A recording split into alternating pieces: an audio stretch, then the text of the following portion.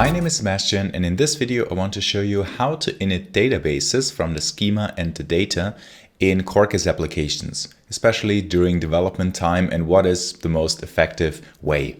So if you use a Quarkus application together with a relational database, and I'm pretty sure you have a similar project like this if you use Quarkus because databases are everywhere, then the question is, well, during development, how to init the data and how to make sure that the schema matches to, well, what we need in our application.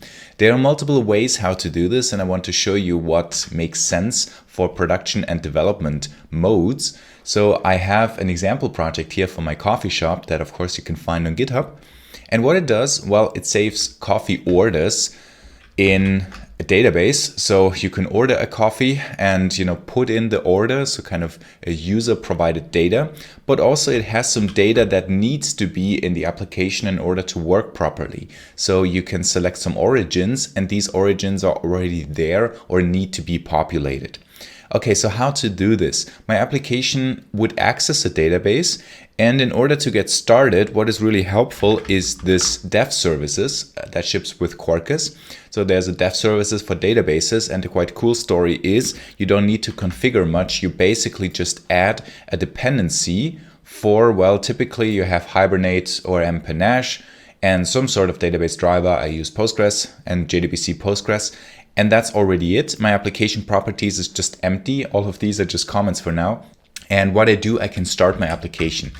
So now my application starts up in this Quarkus dev development mode. And if you're quick, you can see that the database just has been started. And if I have a look at my running Docker containers now, what happened that actually using test containers, it started a Postgres database because it detected that no database was already there and I didn't configure any. So I didn't configure a URL for now. So that's quite nice. It's quite helpful. So it just creates this database, and then thanks to the Hibernate schema generation that is also active in dev mode, we can actually see that there will be a certain schema. So if I just access my application and say, okay, please go to my application here, I have some API that provides some, well, links and stuff to do. I can see that I, for example, have specific drink types, but what is the case here if I would say what are the origins that are compatible with, for example, ordering an espresso, then we see that this is still empty because there's no data in it yet. Okay, let's have a look what just happened. I just started a database, it's up and running, which is kind of cool, and I can connect to it. I can do this, for example, using the Postgres command line tool, psql, using the local host, and well, actually I need to check out which port it has because, well, test container just chooses a port here, this one. I can connect to it. I need to use the user Quarkus. You can have a look at the Quarkus guides. The default user is Quarkus and password Quarkus, and then I can connect to it. Okay, let's see what is there, what type of schema. I can, well, display the tables here, and I have 3 tables available that will match my application structure. So for example, the origins, I can say either you type select from origins, or a shortcut in Postgres here is table origins, so that's empty. Well, basically all of them are empty. If I have a look at origin coffee types, that's also empty, and actually this data would need to be provided for my application to work properly. So I cannot actually order a coffee. If I would go and say I have a script here that creates a coffee order, so it just posts something, this doesn't work yet. Why? Because, well, this data is not valid yet. It checks for the validity of this origin and it's not there. Okay, so basically what I would need to do is I would need to load such data into my database so that it's there and then my application works. Okay, now how to do this? And there are multiple ways to achieve that.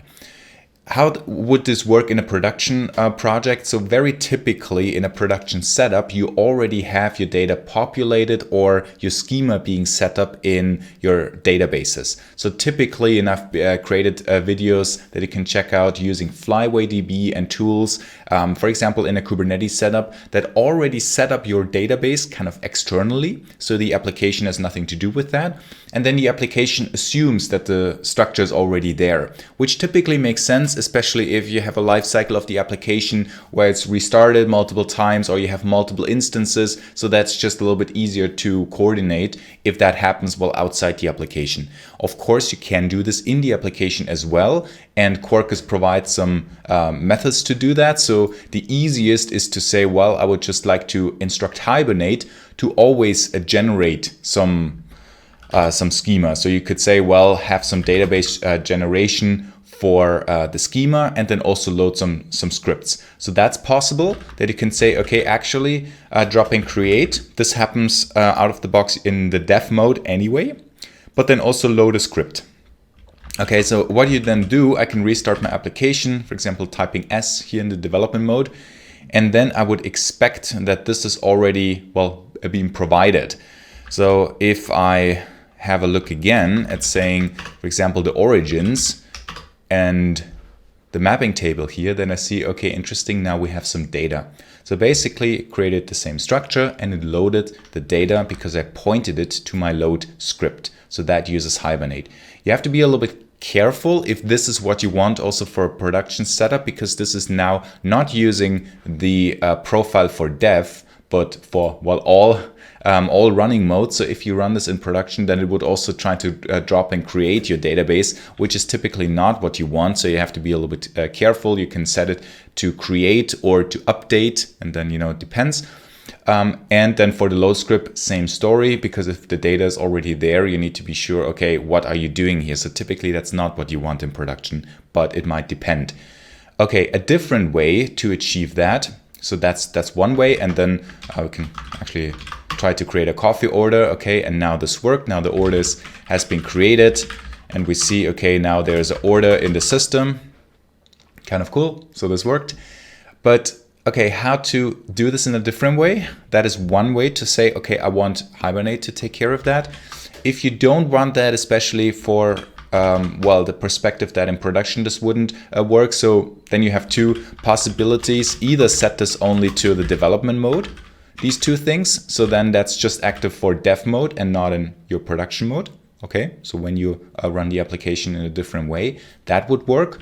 Or you say, well, I want to do this only for my dev services database. So this also works that you say, I still use this dev services database that has been started, but I instruct it to, well, load it with the data.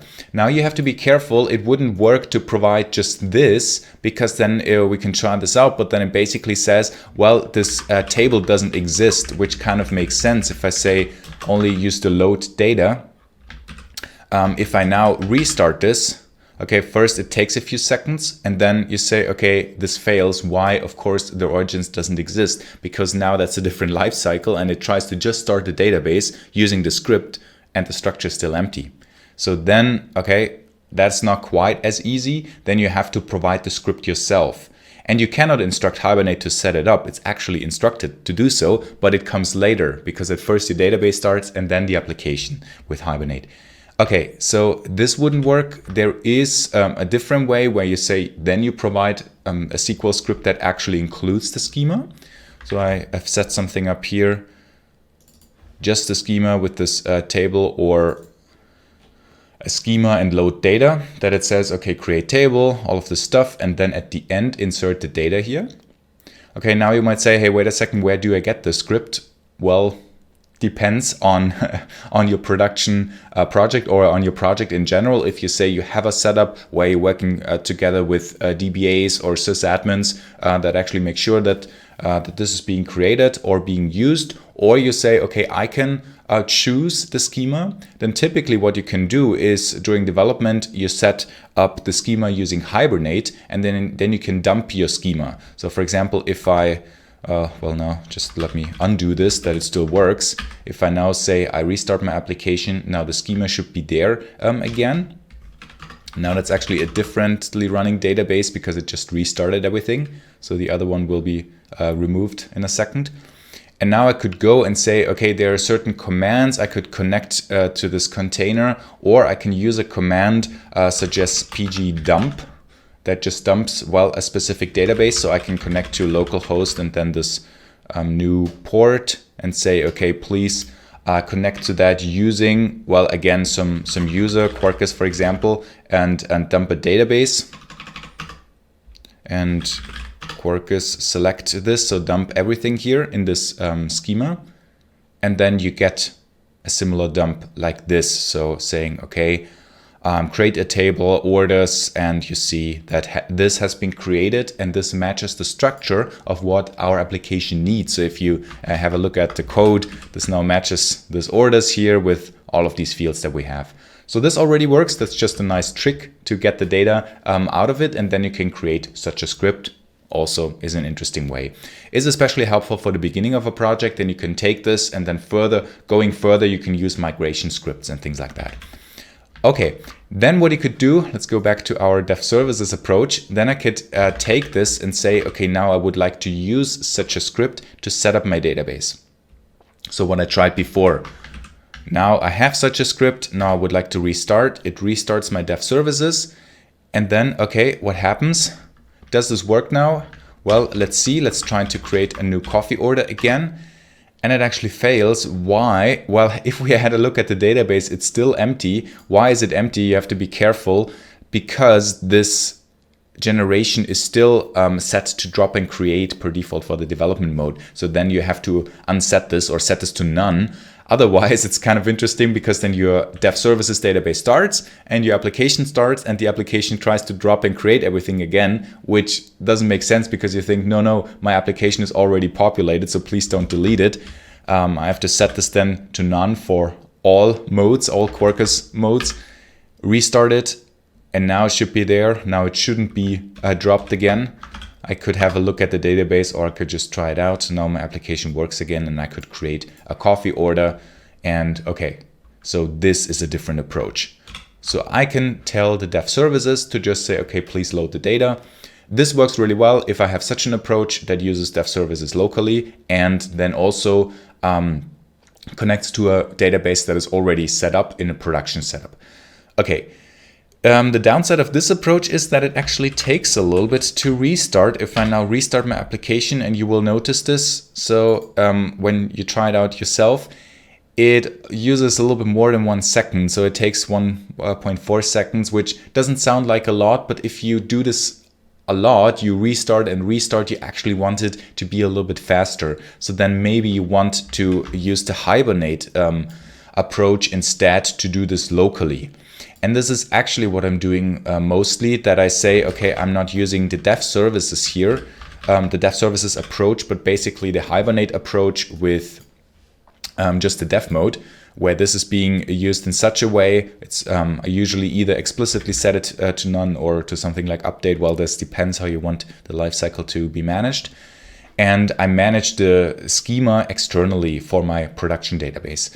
Okay, so this, for example, is the other approach that we had before. And then you see if I restart this here, it doesn't touch the dev services database. It doesn't need to restart that each and every time, which of course is faster if this database and test containers is not involved in this lifecycle.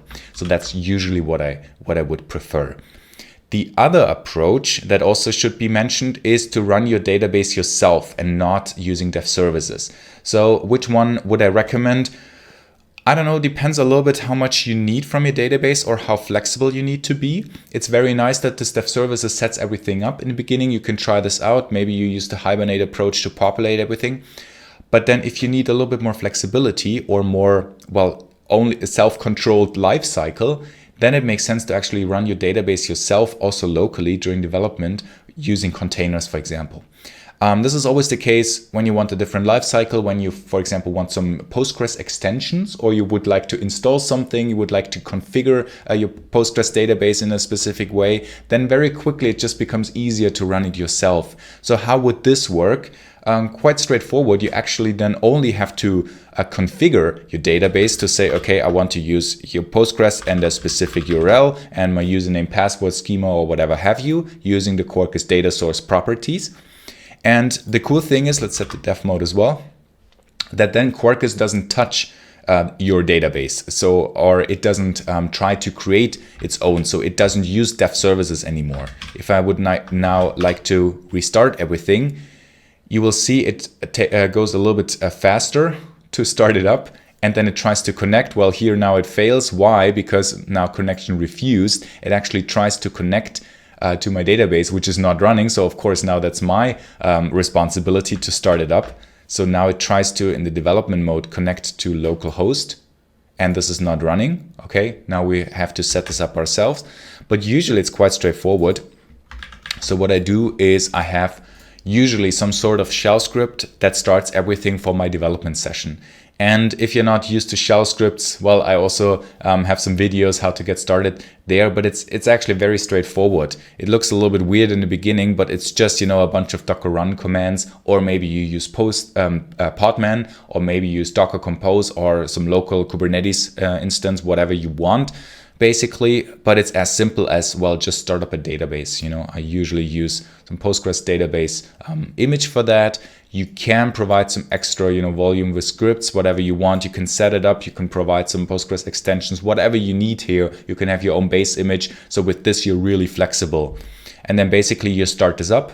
You know, I can run this particular script or just say, okay, I run this here in the command line. I just take it here and say, okay, please start this up there. Docker run, basically using this.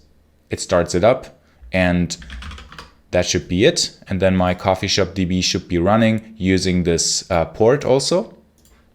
If I restart my application, now everything works. And you see it's very fast, and it should work to connect to my application. So if I say curl localhost 8080 orders, well, the orders are empty. The API works here, but I still shouldn't be able to create coffee orders. Why? Because still the data is not there.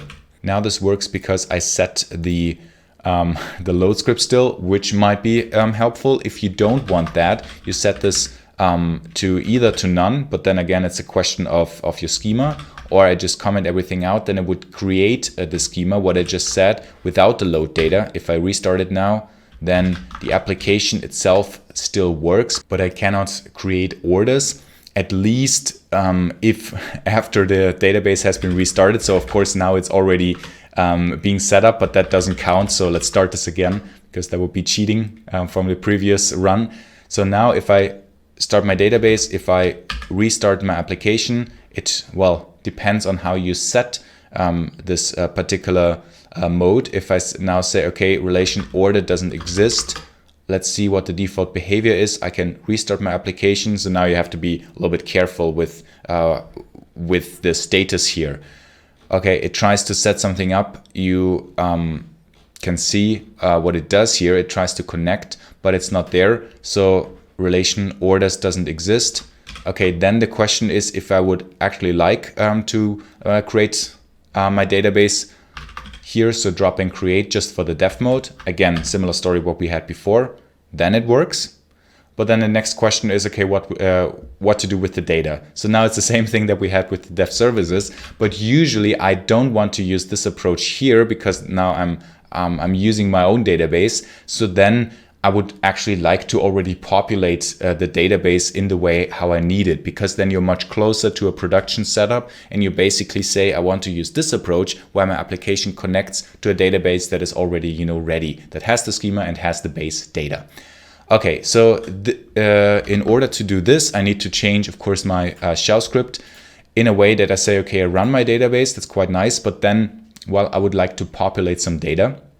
You can use this Postgres command line tool again, or I have a script that I call prod here to have a production setup kind of. You either use psql here directly, or you can use docker exec for into the container using this. Then you don't need to install this tool, but then you would need to, well, mount the scripts using a Docker volume, for example. So that is one approach, where then I can say, okay, if that has been mounted, then I basically, well, use this command and say, now please populate everything here. Schema, let me just check if that has been created. Scripts, that should be source main resources. Oh, I think I invoked this from a different directory. This happens when you're not calling your script directly. So if I stop this again, if I run the command here, in this directory, because now this is important. You see the volume here, that this is just the correct directory. And then if I would say, okay, please do this, and then try to create the script, and then try to create the schema, and then try to create the data here. Okay, now if I use basically restart my application, now this works. It connects to my database. It's already populated and ready. And now I can create a coffee order again. So that is a different way to set it up basically manually. Of course, you don't want to run these Docker commands each and every time yourself, which is why I set up such a script. And how to do this? Well, there are some tricks available. So first of all, you can just, well, invoke the Docker run. Basically, you invoke the same commands that I just did, but that it works reliably, you have to wait for the database startup. So you can check out these scripts yourself to say, okay, there is another command line, pg is ready, that just waits until everything is ready there. And then you can invoke this, and then afterwards just populate the scripts. And then if you want, so this setup here is just for local test, that I actually start my application as well, or you don't start the application, but only the database. And here I also use what is called Barista. That's a specific backend. And then you can run your application in a dev mode. So this also works. Let me just show this, that I call kind of like production run environment. What it does, it starts up a database, it populates the database, as you can see. It even starts up my application. Maybe I want it, maybe I don't want it in this way. I could actually stop this application again. This doesn't matter, coffee shop. The database still works. And if I restart now this Quarkus dev command, it should connect to this database, and then everything works. And then I can say, okay, please go to my application, see that all of that works, see that I can create a coffee order that is now in the system. So I can use my application and, well, code locally. So this is already quite nice, because now what I can do, well, I can stay in this development mode and say, okay, now I would like to whatever change something. I go to, let's say, the order resource class and say, when you create a new order, for example, just have some whatever, just output this on the command line, which type has been created. I do this again. I say, okay, now please create an order. And then, you know, the typical Quarkus approach to quickly restart the application, to emit that data, what I just logged, and everything works here. And the nice story about that is that I don't need to care a lot about these schema and things locally, because now it uses this database that runs locally in a Docker container. So this is then the most flexible approach, because then you set up everything yourself, and then you could say, if I need a specific plugin, extension, or something running on my database, that works quite nicely, and my application just connects to it, which is very similar to a production setup. Of course, now if I make some changes that would need some schema changes, then I would need to have a similar approach like you would have in production, for example, using migration scripts and things like that then are applied. I would actually recommend to do this way, because then you can use and test the same migration scripts that then you need in your pipeline anyway.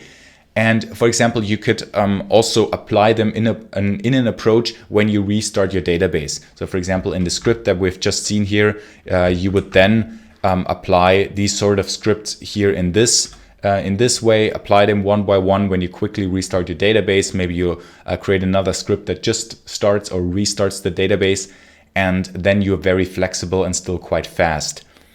Okay, so now you've seen a lot of different approaches, how to start your database and how to init the schema and the data, what you need. And then you can choose an approach that works for you. In general, as a conclusion, I would always recommend to have an approach that doesn't make you wait. So where the restart is really quick, where you actually don't have to restart the database unless you wanted to. And you've seen how this works, especially if you run everything yourself in a container, or if you use this dev services approach and then maybe Hibernate to control this, whatever makes sense for you.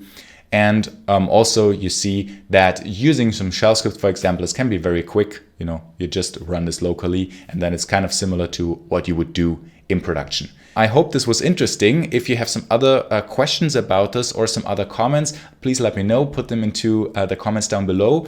And if you want to learn more about Quarkus, I also have some courses that you can just check out. So the link is also down in the description. And if you're quick, in April, we do workshops, virtual workshops that you can attend and ask questions live.